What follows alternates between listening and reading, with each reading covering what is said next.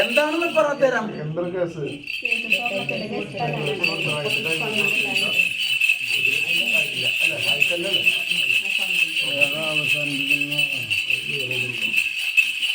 നീ എഴുതി ഒപ്പ് വെച്ചു കൊടുത്താ? ആ ഉണ്ണിയും ഒപ്പ് വെച്ചാ? അല്ല, രണ്ടും ഒപ്പ് വെച്ച് കൊടുത്തെന്നാ ചോദ്യം. അത് തന്നെ ഞാനും ചോദിച്ചോളൂ. രണ്ടുപേരും എഴുതി ഒപ്പ് വെച്ചാ ആ മോളിലൊരു അധികാരി ഉണ്ട്, കറുപ്പും ചോപ്പും അണിഞ്ഞിട്ടിരിക്കുന്ന ഒരാള്, എല്ലാവരും നോക്കിയിട്ട്. അങ്ങേരല്ല തീർപ്പുണ്ടാക്ക. എത്ര നാളായി ഇത്? ഗ്രഹം തരാന്ന് പറഞ്ഞിട്ടുണ്ടാ? ചോദിച്ചിട്ടുണ്ടാ? എത്രയാ?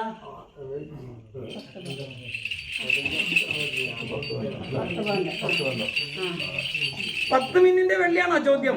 അത് കൂടാണ്ട് നീ വല്ലതും ചോദിച്ചിട്ടുണ്ടോ? നിന്റെ എടുത്തിട്ടുണ്ടോ അത്? അല്ല, ഞാൻ ചോദിച്ചതിന്റെ കാര്യം മനസ്സിലായി. അപ്പൊ അത് പോരല്ലോ, മനസ്സിലായില്ലേ? 10 മിനിറ്റ് മാത്രം പോരല്ലോ. മീറ്റുള്ള കഷ്ടനഷ്ടങ്ങൾക്കൊക്കെ വെള്ളി ആരാ തരാ? അണ്ടിപ്പോ എന്താ പറയണേ?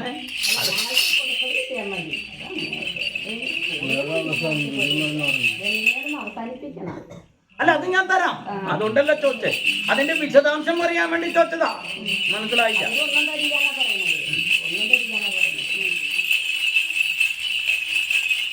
രണ്ടുപേരും ഉടമ്പടി വെച്ചപ്പോ ഇങ്ങനെ തരാന്ന് പറഞ്ഞിട്ടല്ലോ ഉടമ്പടി. അല്ല, ഇത് തരാന്ന് പറഞ്ഞിട്ടല്ലേ ഉടമ്പടി എഴുതി ഒപ്പുവെച്ച് കടലാസുണ്ടില്.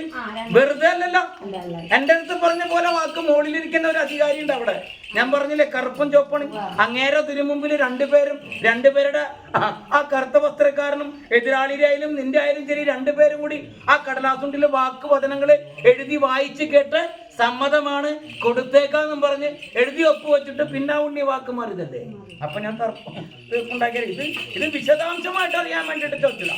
ആ ഉണ്ണിയുടെ നാമോദയം പറഞ്ഞ് നക്ഷത്രം ഇല്ലേ? സമയം നല്ലതാണ്. ഉണ്ണി തല്ലേ വീഴുള്ളൂ.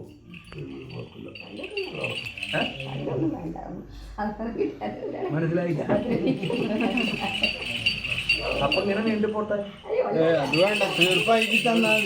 എന്റെ ഉണ്ണിയ നിന്റെ അല്ലല്ലോ അപ്പൊ അത്. അതാ ഉണ്ണി ചിന്തിച്ച. ഇതിനെ കൈപ്പിടിച്ചു കൊടുത്തപ്പോ എങ്ങനെയാ? സുഖങ്ങളും ദുഃഖങ്ങളൊക്കെ പരസ്പരം പങ്കുവെച്ച് ഇണയായി തുണയായിട്ട് ഇനിയുള്ള കാലം സന്തോഷത്തിലും സങ്കടത്തിലും സന്തോഷത്തിലും ദുഃഖത്തിലും ഇച്ചിരി എന്നുള്ളെങ്കിലും സന്തോഷത്തിലും വാരിക്കഴിച്ച് അരയിരിക്കാന്നുള്ളൊരു ഉടമ്പടിയല്ലേ. ആ ഉടമ്പടി ആരാ തെറ്റിച്ചേ? അല്ല, അപ്പൊ പിന്നെ നീ ആ വാക്ക് പറയണേ? നിന്റെ ഉദരത്തിൽ വന്നതല്ലല്ലോ അത്, അല്ലേ? ഇപ്പൊ ഇത് വന്ന് നിൽക്കുമ്പോ സങ്കടം നിനക്കുണ്ട? ഇല്ലേ? അതറിയാൻ വേണ്ടിട്ടാ.